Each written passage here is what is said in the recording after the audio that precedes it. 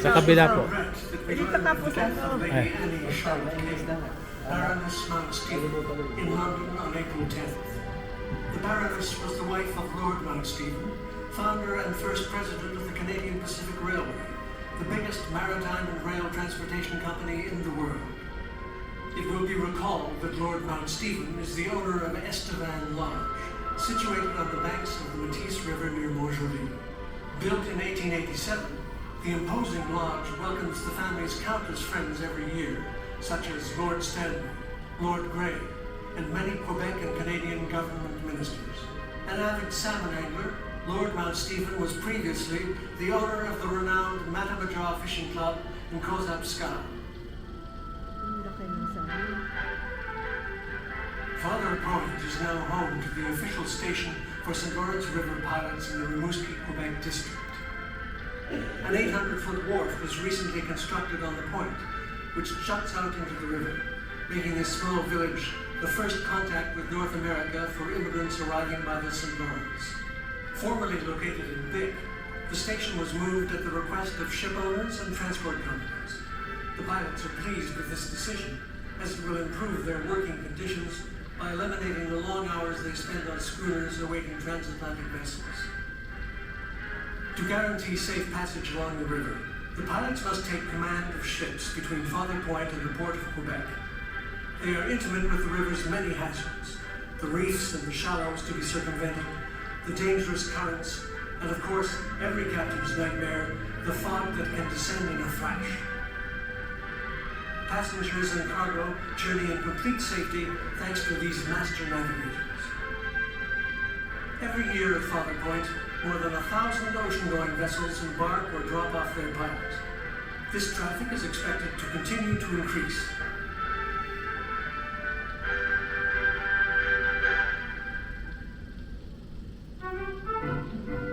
Canadian Pacific Railway, the largest transportation company in the world, has launched the Empress of Ireland. This fast, luxurious passenger ship joins its sister vessel, the Empress of Britain, on the route connecting Quebec and Liverpool, England. After building the first transcontinental railway and conquering the Pacific by operating several ocean liners to Asia, CP now confirms its intention to dominate transatlantic travel as well. Empress passengers who have made the ocean crossing will be able to embark on CP trains and traverse Canada. Many will choose to settle in the vast regions of the West, where Canadian Pacific is offering extensive arable land for immigrants to farm. Others will continue on their voyage to Vancouver, where they'll board one of the Empress of the Pacific ships bound for Asia. Inaugurated during the summer, the new wireless telegraph station at Father Point has a transmitting capacity of 250 miles. It was the famous inventor himself, Guglielmo Marconi, who chose the Father Point site, one of 15 wireless telegraph stations currently operating in eastern Canada. These land-based stations and the increasing number of ships equipped with wireless telegraphy have considerably improved communications between the boats in terra firma, as well as among the ships themselves. Navigation is now safer, making the Saint Laurence a popular passageway for ship owners and immigrants. With its lighthouse, foghorn, pilotage station, and new wireless telegraph station, Father Point is now one of Canada's most important navigational aid centres.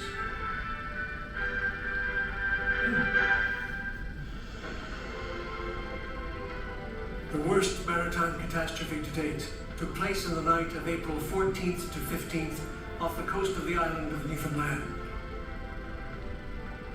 The Titanic passenger ship sank in the Atlantic's glacial waters, taking more than 1,500 passengers and crew to their deaths. The biggest ship in the world was on its maiden voyage from Southampton to New York. Traveling at high speed on a moonless night, the Titanic collided with an iceberg. Although equipped with ultra-modern safety devices and electrically controlled watertight bulkheads, the ship could not withstand the impact. Within 2 hours and 40 minutes, it had disappeared beneath the water's surface. A shortage of lifeboats caused the death of a record number of men, women and children.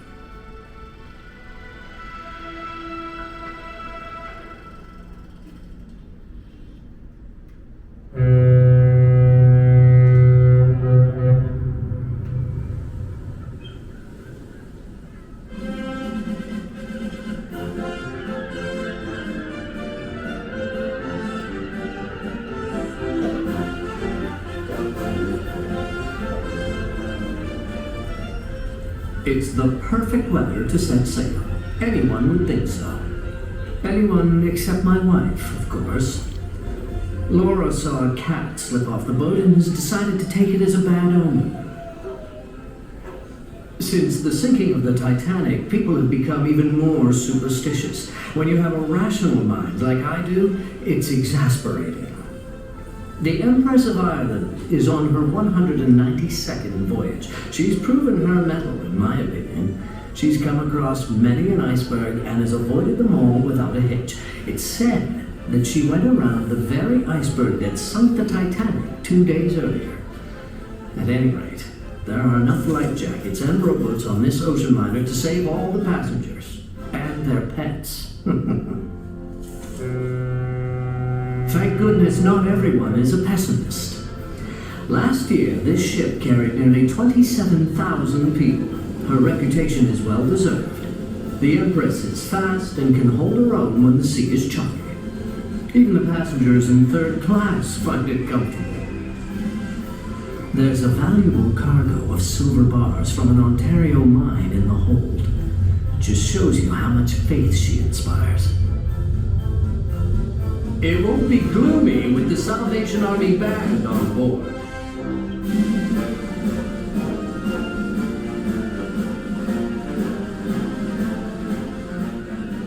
I suggested that Laura go read in our cabin, since she's not ready to enjoy this magnificent boat. I don't think she liked my suggestion much.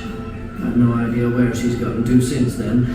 As for me, I won't be leaving the deck before lunch. I don't want to miss any of the show.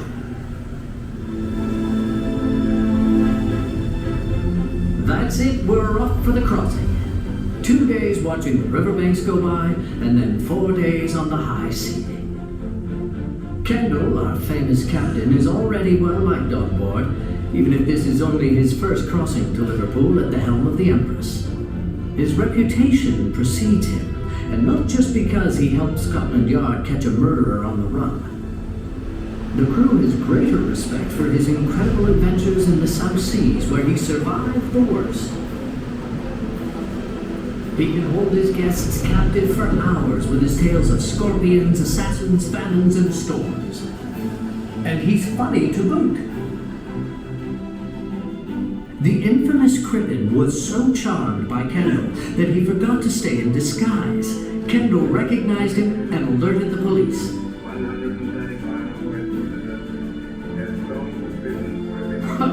Poor Crippen, so humiliated by the captain's betrayal that he cursed him. "You will suffer from this treachery, sir." But our captain is a man of honor and a seasoned sailor. He's not the type to be bothered by such nonsense. It's the kind of detail that could greatly trouble Laura, unfortunately. If I could only convince her that there's no reason to worry. But first, I'll have to find her.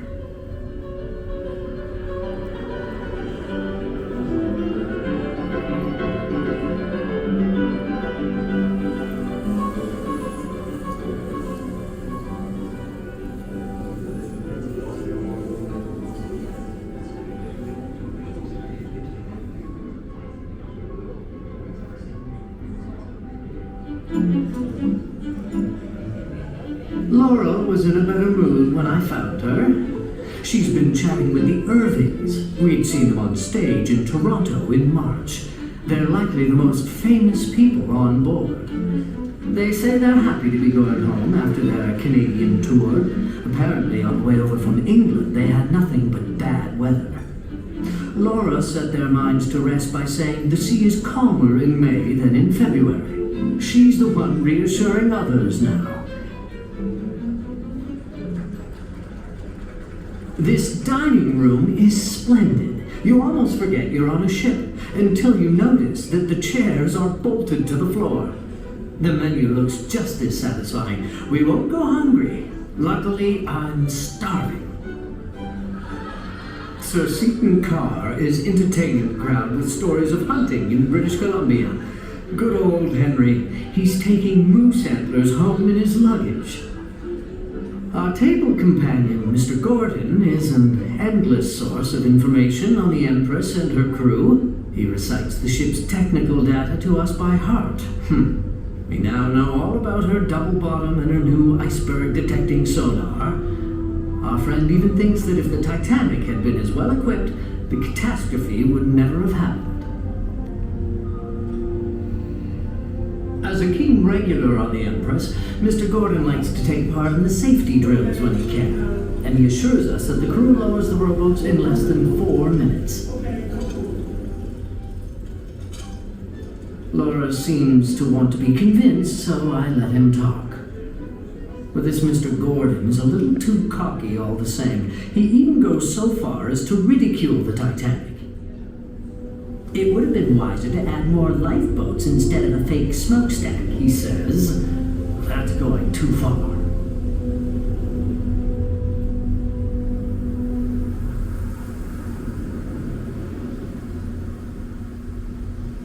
I'm glad to have gotten away from that chatterbox. What a glorious evening. Oh, looks like we're in for quite a show.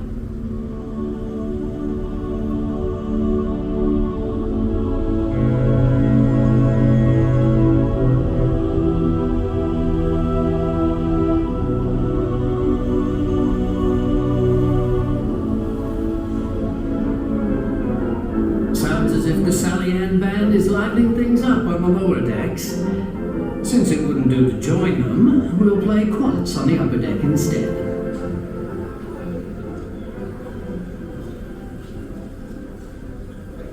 Mr. Gordon wasn't so talkative after dinner.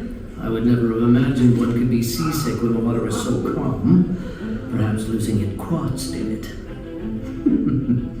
Although he interrupted our game to fetch the young Dr. Grant from his cabin, we finally found him in the smoking room. Gave me a chance to see the Marconi telegraph. The service is available day and night, with 2 operators taking turns. Ferguson, who was coming off his shift, told me that the machine isn't reserved for emergencies. The passengers have permission to use it. I wonder who I could send a telegram to. Definitely not my mother. She'd think something terrible had happened to us. A postcard. Yeah, she'd like that. There's still some time before mail pickup in Rimouski. I'll follow the example of these night owls and write to someone I saw only yesterday. It's a silly custom, but a nice one. Thank you for everything. I'll write soon. Does anyone want to say? Does it seem strange that I'm not home with you? I feel so far away. Will you keep me close to your heart?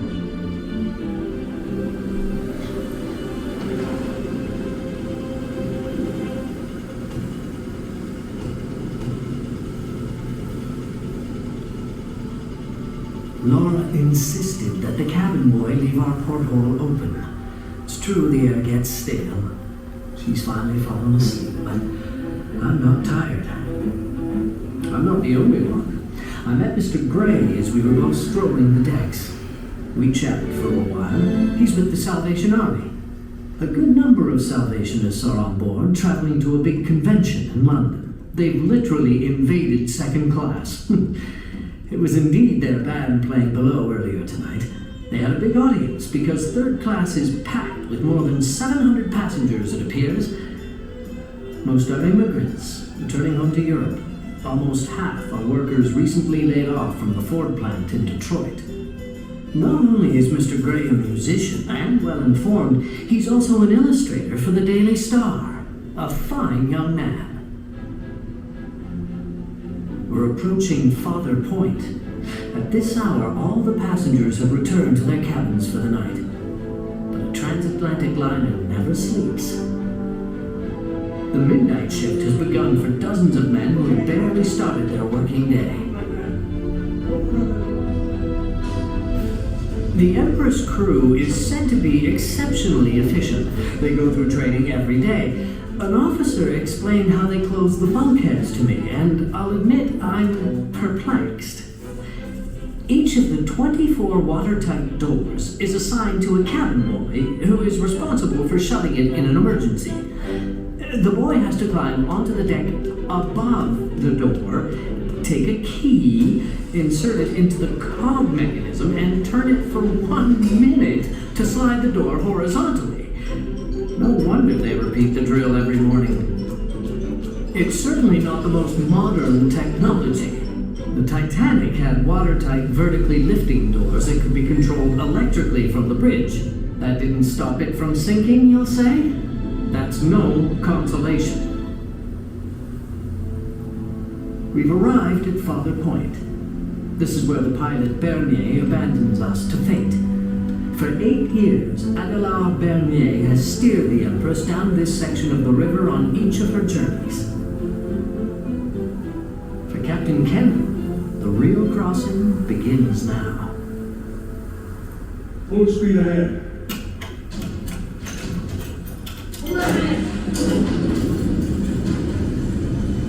What was I thinking, venturing into the boiler room? This heat is unbearable. Dining in first class, we've never imagined that below the passenger decks, dozens of men are working to produce the steam that drives this ship. The stokers shovel 15 tons of coal every hour to feed the furnaces. They're called the Black Gang. Imagine, one of these stokers was on shift when the Titanic went down. He survived, and he continues to do this infernal job. Clark. He's called William Clark. Well, I hope that having him on board is a lucky omen.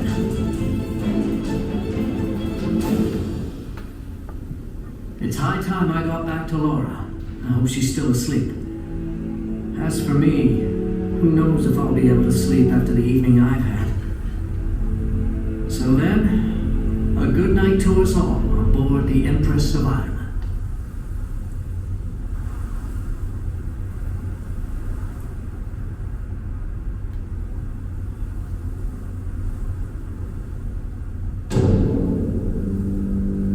Ship it starboard. Ship it starboard.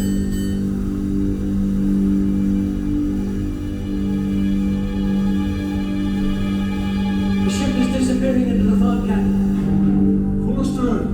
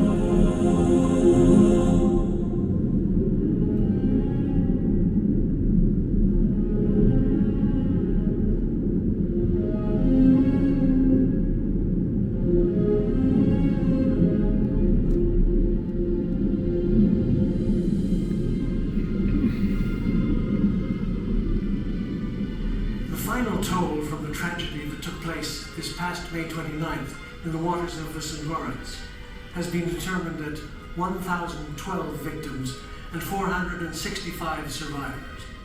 It will be remembered that the Titanic catastrophe caused more than 1,500 deaths and left nearly 700 survivors. The Empress took only 14 minutes to sink, whereas the Titanic listed for more than 2.5 hours after the fatal collision. Led by Lord Mersey, the inquiry into the Empress of Ireland's sinking refrained from assigning fault beyond a reasonable doubt. The captains of both the Collier Storstad and the Empress share blame in this drama, but the real culprit was indisputably the fog. In the coming months, a team of divers will endeavor to free the bodies still trapped in the wreckage. Precious goods, silver bars, safes, and mailbags will also be salvaged and brought to the surface.